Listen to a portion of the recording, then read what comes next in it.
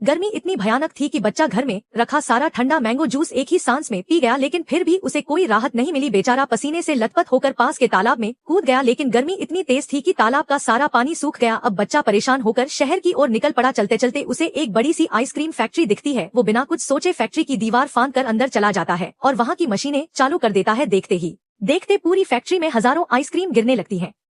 बच्चा खुश होकर उन्हें खाने लगता है, लेकिन तभी वहाँ का सिक्योरिटी गार्ड आ जाता है और तुरंत पुलिस को बुला लेता है। पुलिस आती है, बच्चे को पकड़ लेती है और उसे जेल ले जाती है। बच्चा डर के मारे रोने लगता है, लेकिन फिर भी उस बेचारे बच्चे के लिए न कोई लाइक न ही सब्सक्राइब।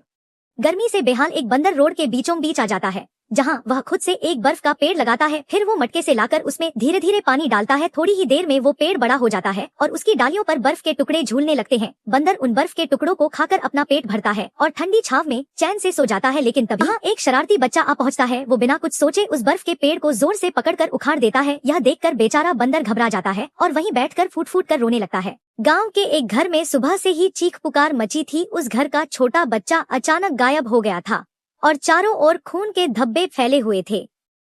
बच्चे की मां बदहवास थी। उसी समय सामने वाले रास्ते से एक गांव का आदमी गुनगुनाता हुआ जा रहा था।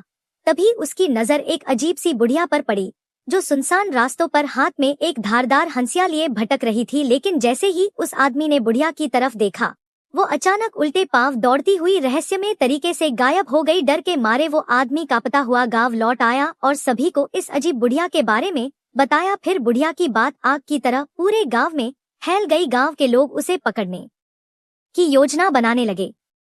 तभी वो हंसिया वाली बुढ़िया एक बार फिर गांव में दिखाई दी। देखते ही देखते उसके बाल हवा में उड़ने लगे, जैसे कोई अदृश्य ताकत उन्हें हिला रही हो, और फिर वो दोबारा उल्टे पांव दौड़ती हुई गायब हो गई। गांव वाले अब पक्के तौर पर मानने लगे कि उसी बुढ़िया का हाथ बच्चे की गुमशुदगी में है। सब मिलकर उसकी तलाश में निकल पड़े। इधर बुढ़िया चुपचाप गांव के पीछे वाले रास्ते से एक भारी सूटकेस उठाए भाग रही थी। फिर वो सूटकेस को झाड़ियों के पीछे एक पुराने कुएं में फेंक देती है, लेकिन तभी गांव वाले वहां पहुंच जाते हैं। बुढ़िया उन्हें देखकर कुएं में कूद जाती है। कुएं से अचानक एक भयानक आवाज आती है, मैंने एक बाबा के कहने पर अपने पोते की सलामती के लिए तेरे बच्चे की बलि चढ़ा दी है। ये सुनकर पूरे गांव में सन्नाटा छा जाता है। बच्चे की माँ जोर जोर से बिलखने लगती है, लेकिन फिर भी आपने उस मासूम बच्चे के लिए न तो लाइक किया, न ही सब्सक्राइब।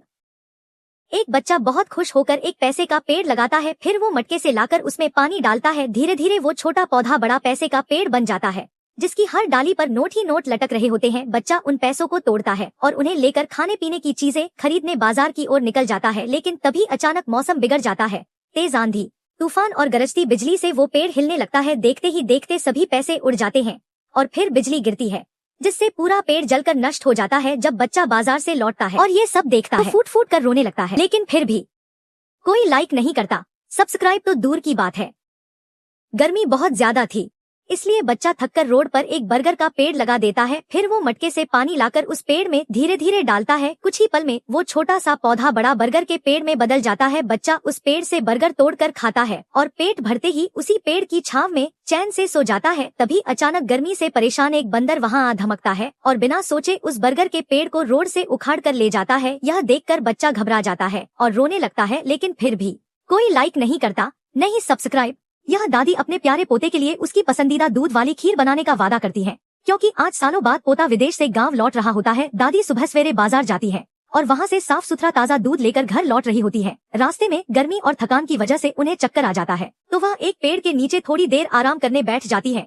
वह दूध का बर्तन जमीन पर रखकर सुस्ताने लगती है और तभी थकान इतनी ज्यादा होती है कि उन्हें वहीं पेड़ के नीचे झपकी लग जाती है। उसी दौरान पास की झाड़ियों से एक मोटा काला सांप रेंगता हुआ आता है और धीरे धीरे दूध के बर्तन तक पहुंच जाता है। सांप बर्तन में मुंह डालकर दूध पीने लगता है और उसमें जहर मिलाकर चुपचाप चला जाता है। थोड़ी देर बाद जब दादी की आंखें खुलती हैं, तो वह बिना कुछ देखे सोचे दूध उठाकर सीधा घर चली जाती है। घर पहुंचकर वह उसी दूध से अपने पोते के लिए प्यार से खीर बनाती है।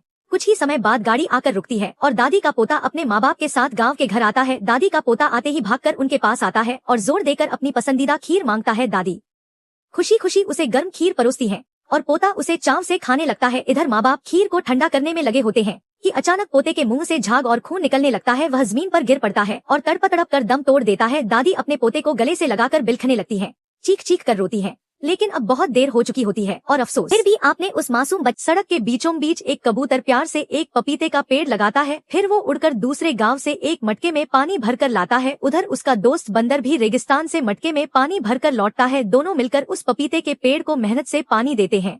कुछ ही दिनों में वो पेड़ बड़ा हो जाता है और उसमें हरे भरे पपीते लटकने लगते हैं। एक दिन कबूतर दाना चुगने के लिए उड़ जाता है और बंदर केले बेचने के लिए बाजार चला जाता है। तभी अचानक एक मोटा और काला भैंसा तेजी से दौड़ता हुआ आता है और गुस्से में पपीते के पेड़ को जड़ से उखाड़कर दूर फेंक देता है। थोड़ी देर बाद कबूतर और बंदर दोनों वापस लौटते हैं। जब वो पेड़ को टूटा हुआ देखते हैं तो चुपचाप बैठकर रोने लगते हैं।